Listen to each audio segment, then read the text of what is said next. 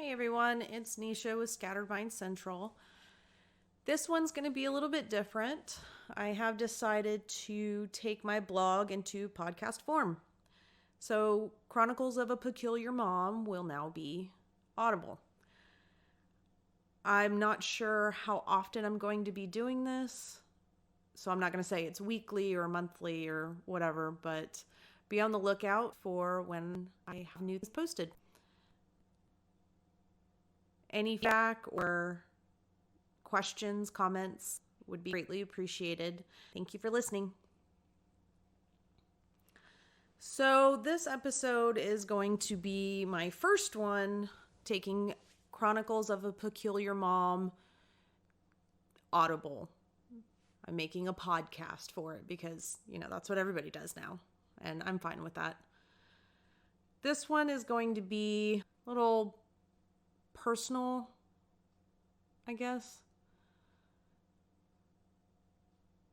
As everyone knows, I've struggled with anxiety and depression for most of my life. For as long as I can remember, there's always been panic and chaos, and my family will attest, well, when I say family, I mean my mom, that things have not been easy and they have done damage. Well, I don't like to use the word damage, but damage to my psyche, I guess. And I want to talk about self-care today, just because it is very important for self-care. And the way that self-care is marketed to people kind of aggravates me. So I kind of want to give the real aspect of self-care and not the commercialized version of self-care. Everyone's seen memes on the internet and Pinterest, and because that's where I love to go, is Pinterest for affirmations and writing prompts and things like that. I get a lot from Pinterest, but it's a lot of, hey, go meet up with your friends, go out for brunch, go out for a walk, try sleeping more, try to manage your stress. And while, yes, I know all of this is important, because it's important to meet with your friends. It's important to be around people that care about you. It's important to go exercise, go for a walk, fresh air. All of that is important. But the way that they do it bothers me, to be perfectly honest, because it's all sunshine and rainbows. And it feels like, and I could be wrong, that someone without anxiety and without depression makes these things. So it's like, oh, it's the mental health equivalent of like a tampon commercial for me, because in the feminine product commercials, everyone's like, yes, woohoo, I'm having fun. And we all know, all the women know especially, you're not having fun. You're cramping, you're bloating, you're feeling like a pile of garbage. And that's how I feel like some of these are marketed for self-care, where it's like, oh, everything's going to be great. Just go outside. You're going to feel better. And that's not how mental health works. So I want to give the more nitty-gritty version of self-care, because I think it's important to see the dirty side of it, the gritty, real side of it, because not everybody's going to do that. Everyone wants to put it in a pretty package, and that's not how it works. And that's not how it is on a day-to-day basis. A lot of people with mental health issues, anxiety, bipolar disorder, whatever the case is, not every day is a bad day. Not every day is the end of the world for us. But when it hits hard, and staying afloat can be difficult. And I don't mean like suicidal thoughts or tendencies or anything like that per se. but it is very hard to do the simple things. Everybody knows that I'm a stay-at-home mom, and I love being a mom, but there are days where me staying at home takes a toll on my mental health, for a myriad of reasons, but it's hard sometimes, especially when you have nowhere to go. You have essentially, quote unquote, nothing to do because you're not doing a job. Yes, you're going to load the dishwasher. Yes, you're going to clean up, sweep the floors, make sure the laundry's done, make sure something's out for dinner, things like that. But in the grand scheme of things, from some people's perspective on the outside looking in, that's not, quote unquote, doing anything. There's a lot of downtime. I spend a lot of time on, Netflix or Hulu or now Disney Plus. So I can have that on watching stuff while I'm doing things. And a lot of people are going to look at that and be like, oh, well, she's watching TV while she does something, or, whatever the case is. But staying home takes a toll on me mentally. Or I feel like I should be doing more. And there's, societal shit that feeds into my anxiety and depression. So sometimes doing this, what I'm calling the simple things that most people with jobs do every day. Take a shower, for instance. If you have nowhere to go and you're depressed, showering is probably not happening every day. And call me gross, whatever, I don't care. But when I'm having a bad day, showering's like the last thing on my list. Flossing, brushing my teeth. Yeah, it's fucking gross. I know. But it's not priority when I'm having a day like that.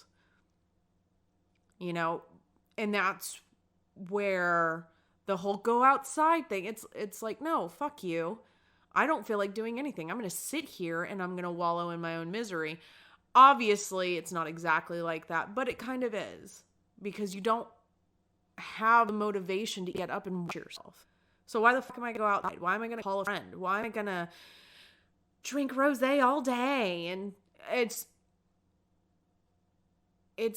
not. There have been days or bad weeks. If it's really bad for like a week or so, man, I'm disgusting. Because it's happened before where it's like Monday. It's like, okay, new week, let's try again. New day, let's try again. And you're like, okay, I'm going to shower today. You shower on Monday. That's cool. Next thing you know, it's Friday and you're like, I don't know if I've showered this week outside of Monday. And then you feel bad about yourself. Or you realize it in the middle of the week and you're just like, fuck it. What's the point now? It's really hard to really navigate your mental issues or mental health, especially when you're stay at home. It's hard to navigate. You have a job. If you have no kids, if you have kids, it's hard to navigate in general. But with plenty of time on my hands between dropping the kids off and picking the kids up, there's a lot of, I feel, and I know that Robert would disagree with me because he says that what I do is very important. And most days it's like, okay, yeah. But there are days where it's just like, is it though? Like, is it really important that I half-assed did the laundry today, or kind of swept or mopped or unloaded or loaded the dishwasher? And, I don't want to seem like I hate this. Sometimes it's hard. And not a lot of people talk about it. And a lot of people talk about ending the stigma, and I'm going to tell you, there have been times where, like I said, I don't shower for a few days, and then you have to physically push yourself to do something so simple as to take a shower. Shave your legs, shave your armpits, brush your teeth. Make sure you're eating at least 2 times a day. And I would say 3, but I'm not big on breakfast anymore. So I don't really eat breakfast a whole lot, have a cup of coffee and some water in the morning, and that holds me over until lunch, but it's pushing yourself to do mundane things. Make sure you eat. Yes, exercise is good, but there are going to be days where you're just like, I don't want to. And a lot of those times it's okay. If you're really not feeling it, those are the days to try to push harder. And I'm here to tell you that some days it doesn't work. It doesn't. And it's good to have a support system, but at the same time,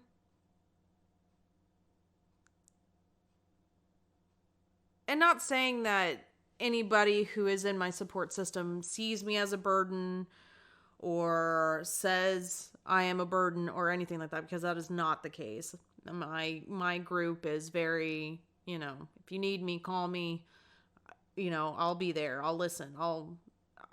I don't always utilize that because I'm the one who feels like I'm a burden, but it shouldn't be up to someone else to make sure that I'm eating, to make sure that I showered, to make sure that I'm eating okay, like decently, not just, I ate a cookie today, like eating substance. It's not anybody else's responsibility. While I do love the fact that I have people that'll make sure that I'm okay, at the end of the day, it shouldn't be up to anyone else. Because at the end of the day, in my head, all I have is me. And I'm not saying that I don't have a support system in my head. In my head, I know I do. But when it comes to the voice inside my head, the voice inside my head is only mine. So I need to be the one to try to rewire and rework and rethink 30 plus years of damage, And I can't say 30 plus, maybe 30, because I've been actively trying to rewire and, learn new processes when it comes to handling stuff for at least a year or so ish, whatever. I'm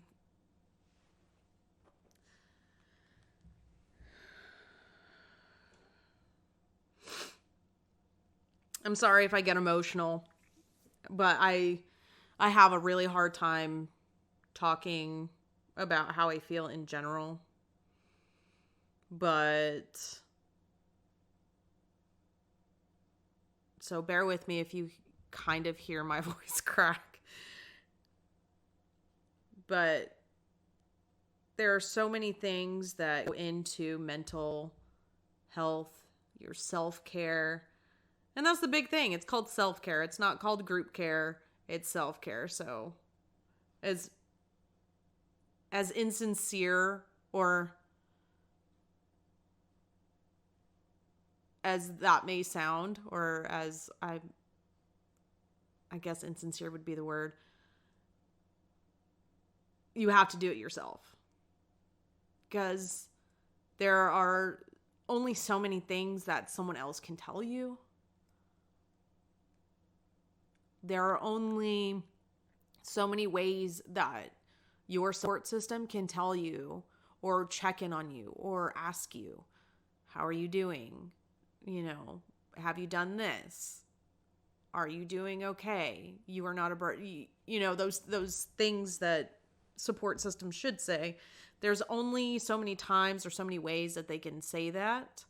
And it's ultimately up to you to hold on to whatever straws of hope or meaning that means. Because it's yeah, your mental health is hard on you, and it really is. But it is not fun for your loved ones and your support system, because it's hard to watch people that you love bag on themselves. And I'm guilty of it. I 100% am. And I know that Robert and I have had not arguments, but discussions, serious discussions about how it affects him. And he has a right to say, look, it makes me feel like you don't trust my opinion, or you don't actually believe me. And it is hard sometimes, because it's like, okay, the voice in my head is louder than the voices that are coming from the outside. And that's not fair to anyone, And I also have the kids to think about, especially the girls, but all of the kids. Like, it's not a female male thing, because, I hate to use the word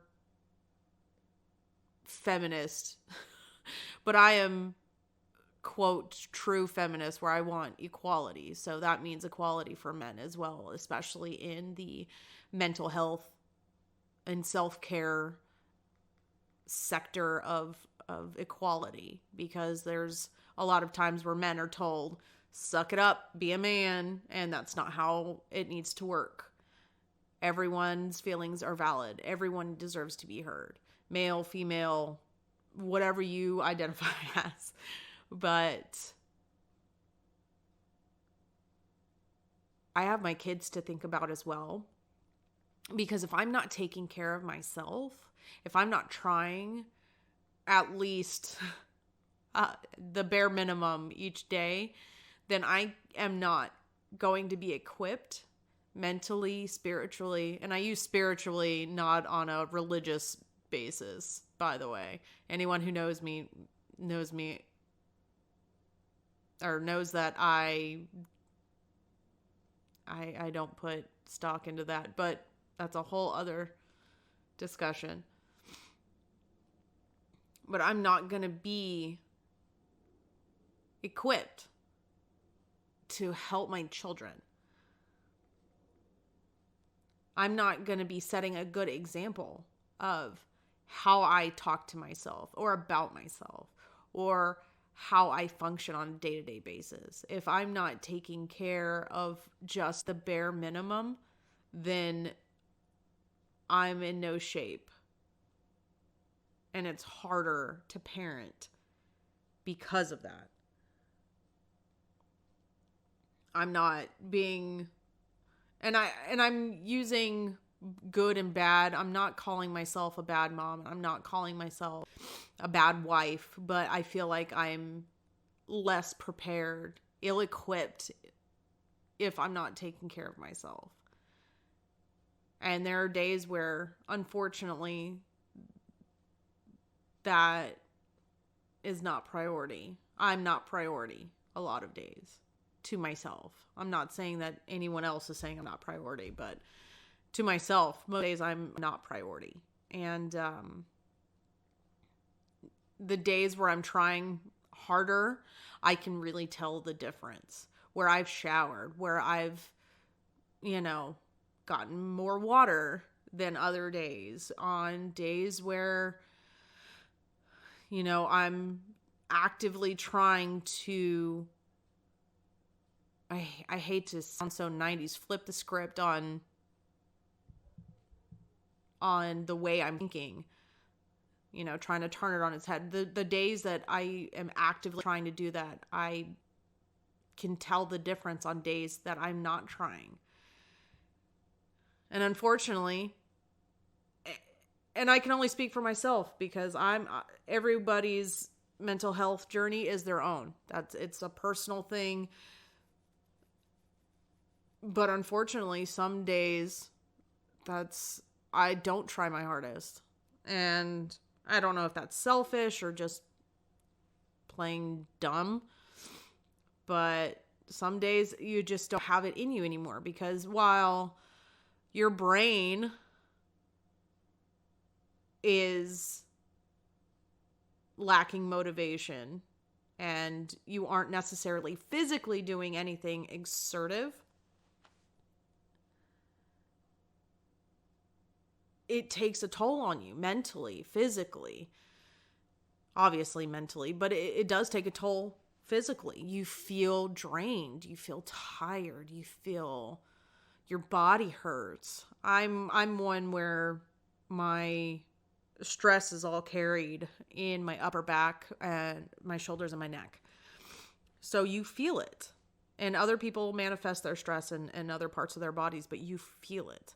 So yes, I'm not being super active on days I'm super depressed. No. I'm sitting on my couch in my spot, binging whatever show I see fit or movie or whatever. But at the end of the day, I'm exhausted because it's exhausting trying every day so much. So like I've said, it's not, every day is not a bad day. It does really seem very, oh, it's the worst. And it is on the days that it's bad. And the reason it sounds like, oh, all the time is bad is because I'm focusing on the bad. So like I said, it's not every day. It's not. There are plenty of good days. Days, several days in a row where I got a good run, and, every day is a positive day, and I try to conquer that day and focus only on that day and be present and not stress about the future. Trying to, where I'm not trying to control the outcome of something or wanting it so bad that I tear myself down because it's not happening, things like that. There's plenty of days where I'm good, but there are plenty of days where it's a string of days where I'm just mentally meh. Meh is the best I can do.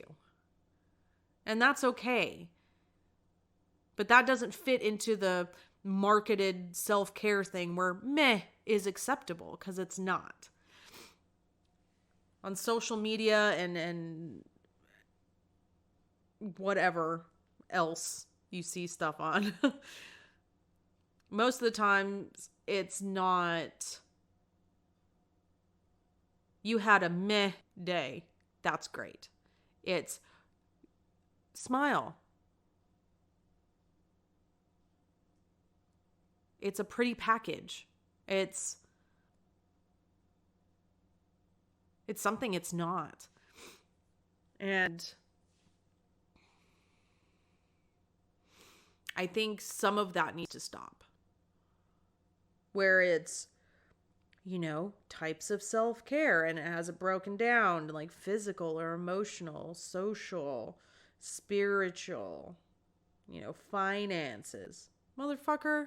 The finance one bothers me the most, because it's like, if I don't have the money to budget or to save, how the fuck am I going to feel good about that? How am I supposed to be like, oh yeah, this is fine. This is totally okay. I'm positive about this. I'm positive I'm upset about it. And it's, try having a hobbies. Well, when you've been self-deprecating for so long, it's hard to take that first step, because I've struggled with that. Where it's like, the way I grew up, I didn't join a lot of things until middle school, which was band. So I wasn't a Girl Scout. I think I played softball when we first moved to Texas in 95. But I didn't stay with it, and we ended up moving, and I didn't, I didn't join things when I was younger. I didn't try new things because we moved around so much. So as I got older, hobbies just weren't a thing to me. And to try things Because everybody was like, oh, well, have a hobby, try something new. And it's like, well, if you think you're good at nothing, why are you going to try something? And I know that's backwards, and I know that's not good to think, because you're never going to know if you don't try. But it took me a long time, and then I started writing a little bit. I started back on photography a little bit, which I need to get back to. I've crafted some things, so I have tried that, but some of the way that things are marketed, where it's like knowing yourself, and some of the journal prompts that I do, they pose very good questions. Some of them are very insightful, where it's on a scale of 1 to 10, my mental health is a whatever number, because why? So you have to really stop and evaluate how you're feeling and why you think you're there, and which I think is great. But then it's, what are my top greatest qualities? Whatever number they ask for, 5, 3, whatever. Or what makes you happiest about yourself? And sometimes those are a little harder for me, because I've been so self-deprecating for such a long time, where it's like, I think I'm a garbage fire on some days, so I have no good qualities. So sometimes my answers have to be like, I listen to people. I'm a good listener. And sometimes it's like, I woke up and I did something. It has to be something small, because if I'm having a bad day on a journal prompt day, where it's like, oh, tell us what makes you happy about you. And you're on a day where you're just like, nothing, absolutely nothing. I'm a garbage person and on a garbage fire. And I know these things are not true, but in those moments, it's hard to answer questions like that. And then some of them ask your friends and your family what qualities you have. Describe you in a few words. And then it's like, why am I, if it's a bad day, then it's like, well, why am I going to bother people? Because then I get anxiety about doing stuff like that, because then it's like, oh, well, that means everyone's going to think that I'm fishing for good things about me, where I'm fishing about compliments and where it's an attention getter. And that's where, and sometimes I don't do that. I think I've done it once. And I felt not guilty, but I felt kind of weird about it, because I was like, these people are going to think, put it on social media. And it's like, okay, these people are going to think that I'm just fishing for good shit about me. And that was not the case. And I think I even put in my post, if it's bad, it's bad, just your honest opinion of me. And I might do it again next month in January. But I don't know, because I still have that anxiety of, wow, these people are going to think that I'm pathetic because I'm asking for help. And that's what it is. When there's objects like this, where it's, okay, I'm doing something for me, I need help. As corny as it may be, yeah, I'm making a page for my planner, for a mental health planner, which I use my happy planner for, mostly. You feel weird about it, or at least I do. Just because I don't, for the most part, I don't self-ish care about what people think about me. But at the same time, if I'm asking for it, I don't want to be perceived as someone who's seeking attention, seeking good things about them. Like,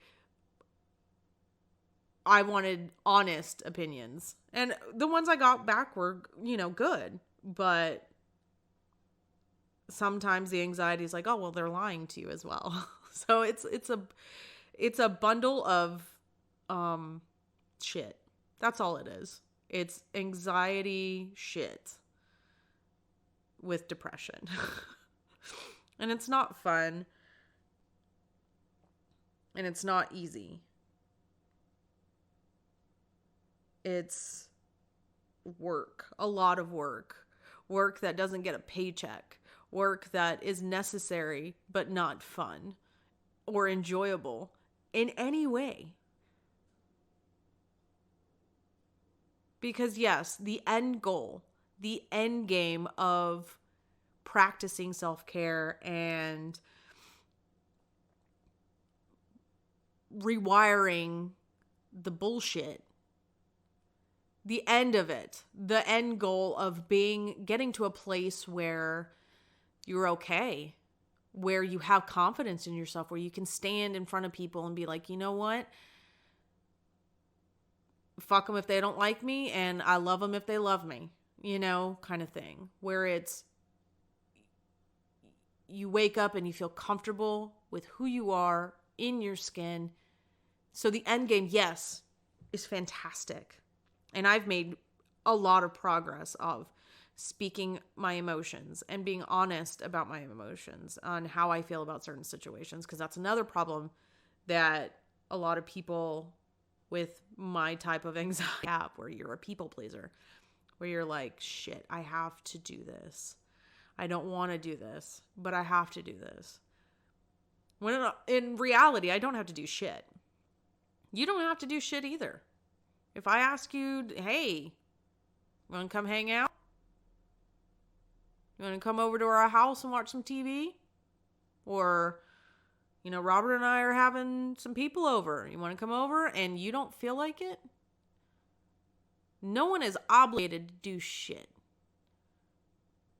when it comes to other activities that aren't essential to life. You don't have to go out with your friends if you are not feeling it. If it's going to be a detriment to your mental space for that time, then don't do it. And that's what a lot of people, you can't get, and there's a line with that too, because you can't get stuck in a mode of, I don't want to. Eventually, you're going to have to get off your ass and go out and see the people that care about you. But it doesn't have to be every time. At all. And I totally forgot where I was going with my point. But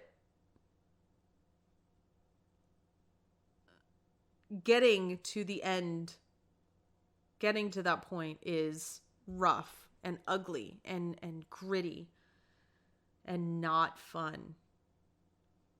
So anything you see online, wherever you see things online, if it ever makes you feel like, oh, I'm not getting brunch with my friends, so I'm not practicing self-care, it's bullshit. It's all bullshit. If it seems like a tampon commercial, it's bullshit. Because if you got up in the morning and you got out of bed and you tried to take care of yourself in the most minimal way possible, brush your teeth, wash your face even, eat, walk around a bit. Hell, if you manage to squeeze in some exercise, that is more than good enough. Because there are some days, and anyone who has dealt with this can attest to, there's days you don't want to get out of bed. And when I was single and didn't have kids, I wouldn't move. Would not move. Are you fucking serious? Get out of where I am right now. Move off the couch. Get out of my bed. Whatever the case was. No. I'm going to lay here all day because I have no motivation, no want, no reason to get out of bed. Luckily, I have children, that kind of need me to get out of bed so they can, eat and get to school and stuff like that. On the really bad days where it's like, fuck. But it's not, my life is not about me solely anymore. And I'm fine with that. I'm 100% okay with that. Because if I didn't have them to motivate me, and I know I should motivate myself, but if I didn't have my husband and my kids, it would be so much harder for me to want to do better, to want to be okay mentally, for me to even try. It would be so hard for me. And I know, or at least it was a decade ago. I can't say, I'll never know. And I know I don't want to know, but I can't say that I would have never gotten to this spot if I hadn't gotten with Robert and had the kids and stuff like that. I don't want to find out either way, but having them helps me make myself better. It's still taken a long time. Robert and I have been together for 8 years, and it's still hard for me to even talk to him about stuff. And he knows me more than anyone ever. Like, he knows the most about me, and I still have a hard time telling him, you know what, that hurt my feelings, or I don't agree with this, or I don't want to do that.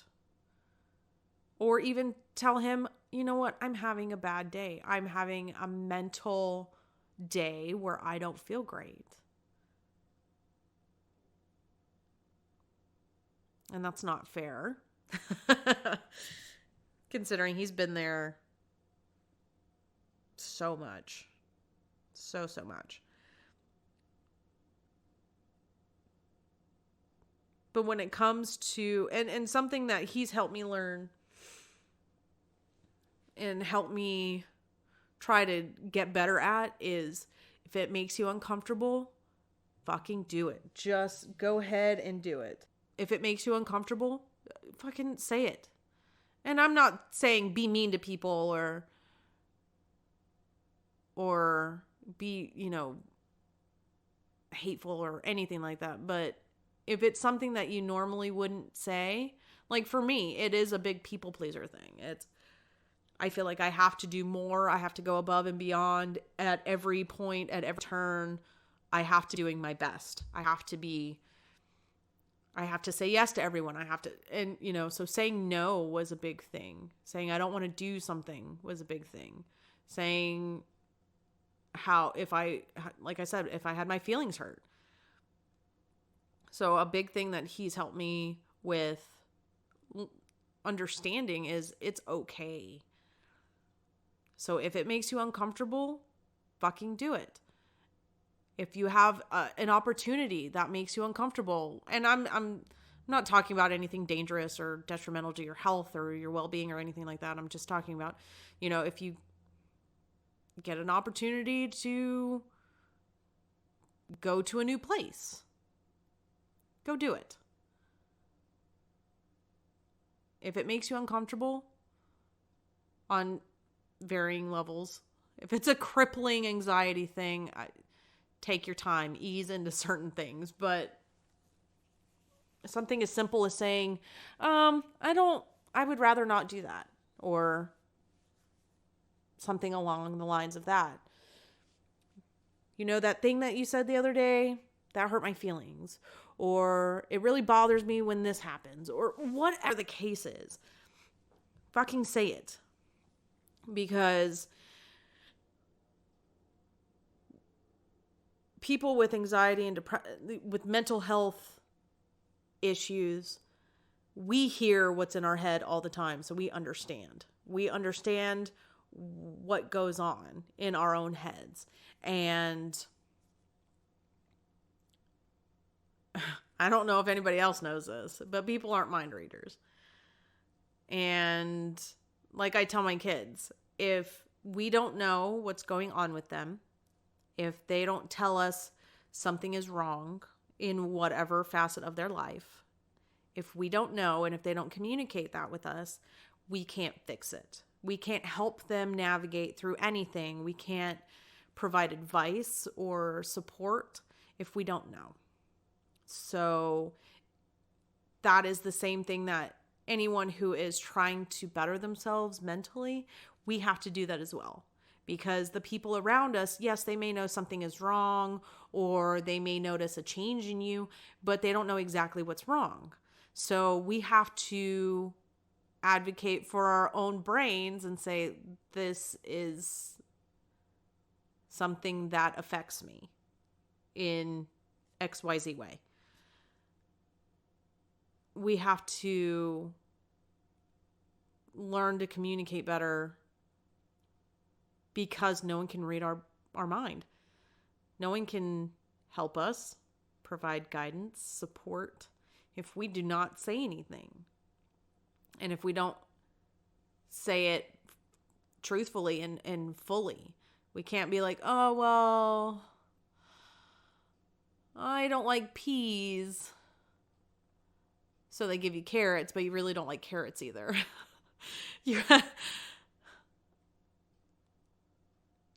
can't do that to people. And I'm learning that, and I still work on that, and but every day is a process. Every day is a new day to try again. And it sounds a lot of mental health things sound very corny, but it's true. I'm not one who participates in higher beings and religion, but I will say that if that is something you are into, more power to you. Whatever works for you works. But find something that gives you strength. And I try to focus on me building my own strength.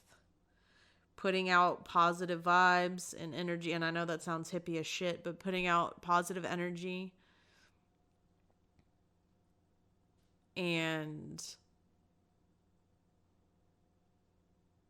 not trying to manifest. Well, I guess it would be trying to manifest positive stuff, because what you put out is what you get back. And I know that there are days where it's just like you want to say fuck it all, but those are the days that you have to try to put more positivity out there. So when you feel like giving up, hopefully it's reciprocated and positivity comes back. And that's usually how it works. That once you feel like you're at the end of your rope, that you have nothing more to give, usually that's when whatever energy you've put out there kind of helps you out. And I just want to let everybody know that this is not easy. I understand that. But everything's going to be okay. Never give up on yourself, because you always have to advocate for yourself. You have to be there. You have to stand up for you, because while yes, and I'm speaking personally now, I have a great support system. I have a wonderful husband. I have fantastic kids. I have friends that would do pretty much anything for me if I needed help and if I actually got off my ass and asked for help.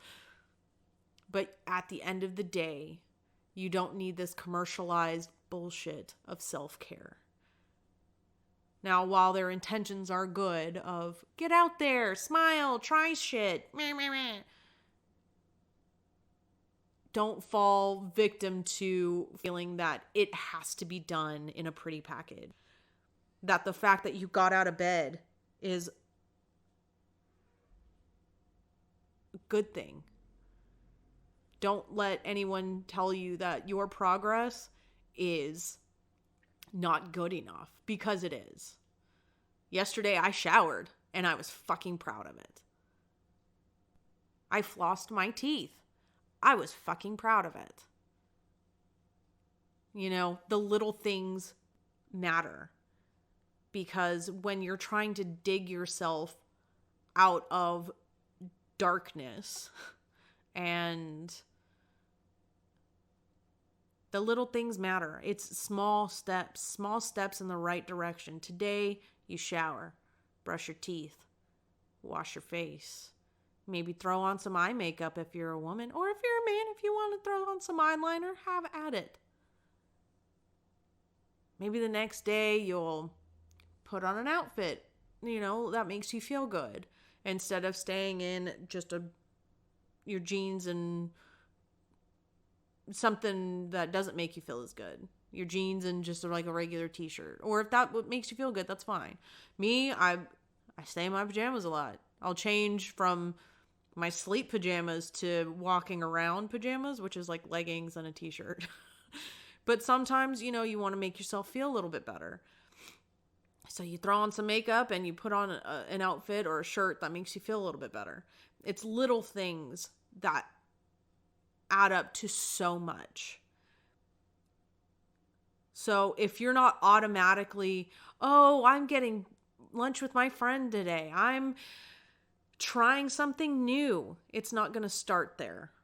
It never does. It never will. And don't let anybody tell you any differently, because it starts with the small stuff.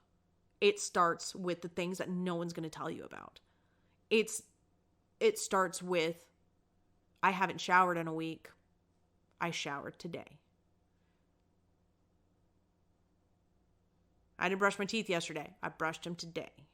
I haven't brushed my hair in 3 days. I brushed it today. It starts with the little things.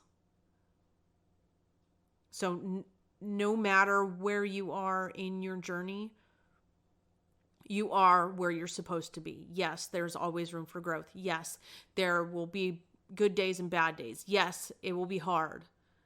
But the little things, as long as you try little things every single day, it'll get better. And I know I found a soapbox to stand on today, but I don't know if anybody needs to hear this. And I don't even know if anybody's listening to this shit. But if you need this, I am telling you, if you're looking for a sign, if you're trying to have an epiphany, you are fine.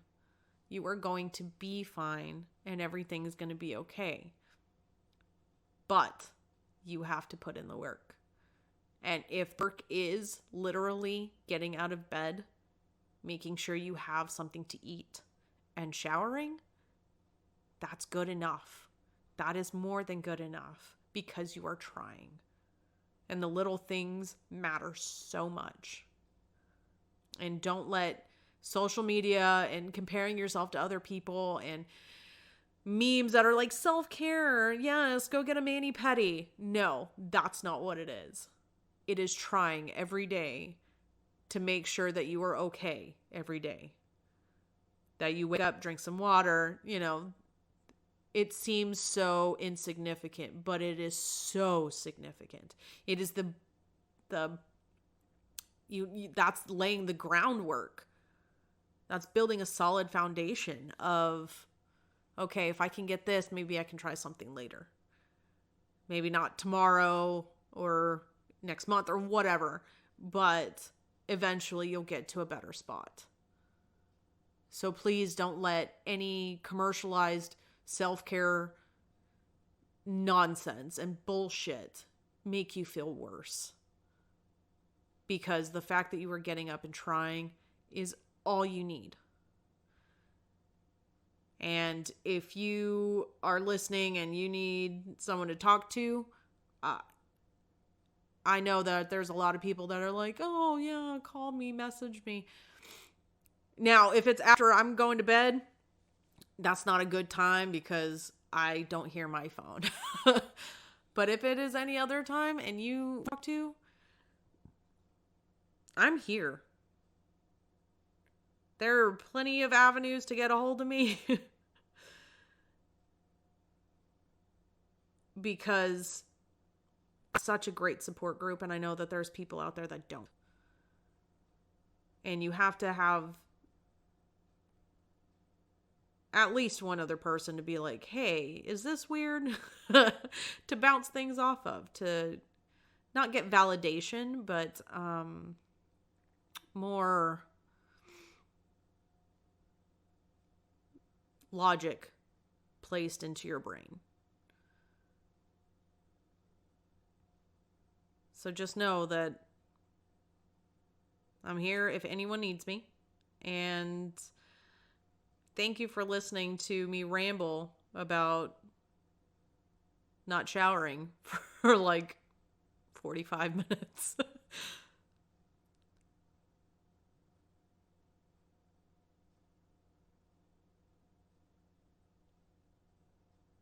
Any questions or comments or feedback, anything is appreciated. If you have anything you want me to talk about, if you have questions, anything, let me know. Maybe I'll do a podcast about it.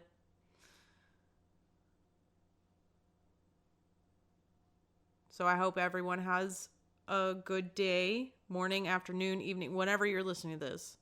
Have a good rest of your time of that day. And as always, stay peculiar.